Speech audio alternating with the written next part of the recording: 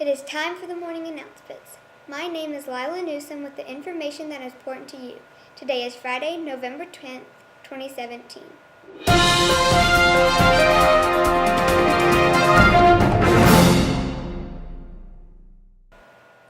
Friday is here, and we are working for the weekend. We hope to continue the improvement of hallway procedures continue into next week. Keep up the good work. Here's today's lunch menu.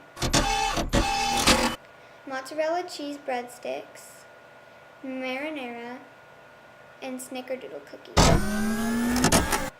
We have a new event coming to West Intermediate.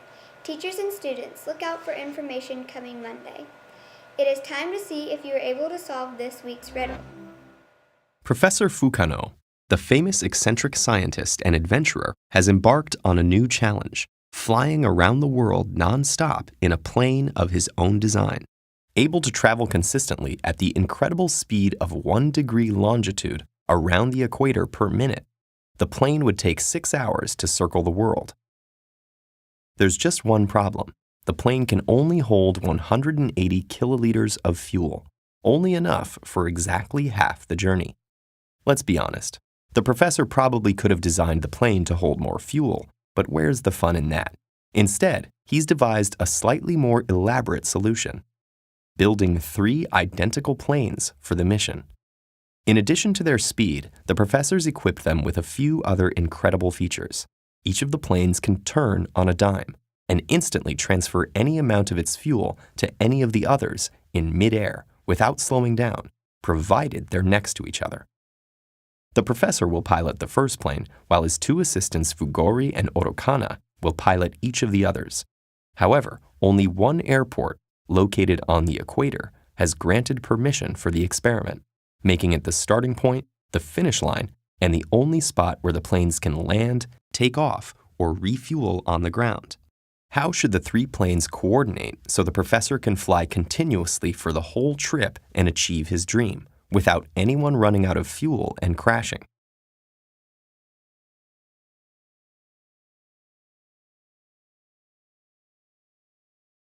According to the professor's calculations, they should be able to pull it off by a hair. The key is to maximize the support each assistant provides, not wasting a single kiloliter of fuel. It also helps us to think symmetrically, so they can make shorter trips in either direction, while setting the professor up for a long unsupported stretch in the middle. Here's his solution. All 3 planes take off at noon flying west, each fully loaded with 180 kiloliters. After 45 minutes, or 1/8 of the way around, each plane has 135 kiloliters left. Orokana gives 45 to the professor and 45 to Fugori, fully refueling them both. With her remaining 45, Orokana returns to the airport and heads to the lounge for a well-deserved break. 45 minutes later, with 1/4 of the trip complete, the professor and Fugori are both at 135 kiloliters again. Fugori transfers 45 into the professor's tank, leaving himself with the 90 he needs to return. Professor Fukano stretches and puts on his favorite album. He'll be alone for a while. In the meantime, Orokana has been anxiously awaiting Fugori's return, her plane fully refueled and ready to go. As soon as his plane touches the ground, she takes off, this time flying east.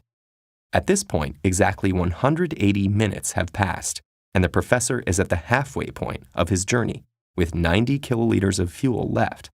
For the next 90 minutes, the professor and Orokana's planes fly towards each other, meeting at the 3/4 mark.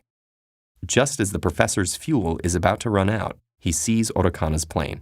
She gives him 45 kiloliters of her remaining 90, leaving them with 45 each. But that's just half of what they need to make it to the airport. Fortunately, this is exactly when Fugori, having refueled, takes off. 45 minutes later, just as the other 2 planes are about to run empty, he meets them at the 315-degree point and transfers 45 kiloliters of fuel to each, leaving 45 for himself. All 3 planes land at the airport just as their fuel gauges reach 0. As the reporters and photographers cheer, the professor promises his planes will soon be available for commercial flights, just as soon as they figure out how to keep their in-flight meals from spilling everywhere. That is all we have for today. Tune in tomorrow for more news and updates, and please stand for the Pledge of Allegiance and remain standing for a moment of silence. I pledge allegiance to the flag of the United States of America and to the republic for which it stands, one nation, under God, indivisible, with liberty and justice for all.